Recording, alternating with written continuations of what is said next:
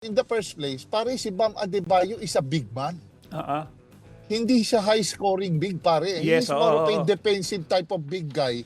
Para umiscore ng 80 yan, pare. Naku, hindi ito, pare, on a regular basis. Kahit sabihin mo, tulungan ka pa. Hindi naman itong mga kalaban niya parang mga cones. Cones, ibig sabihin, yung cones na ginagamit ng mga bata sa Cones, drill, basketball drill na inikot-ikutan at pinuntos. Hindi, nag-effort yung mama, pare. Oo nga. Highly skilled dito ng tao. Talagang nahirapan din. Kahit sabihin mo, tulungan ka, kung hindi ka naman highly skilled, pare, baka hindi ka pa maka-20 sa NBA eh. Pero itong tao, pare, sobrang effort na break niya, ibigay na natin doon sa mama. Kasi pare ito Olympian.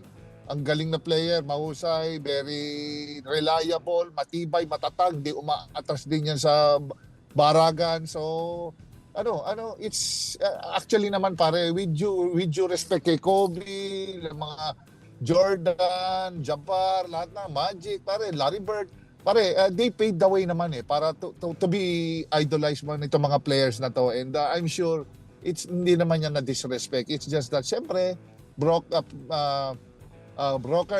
record are meant to be broken. So natural lang Correct. yun. And marami pa.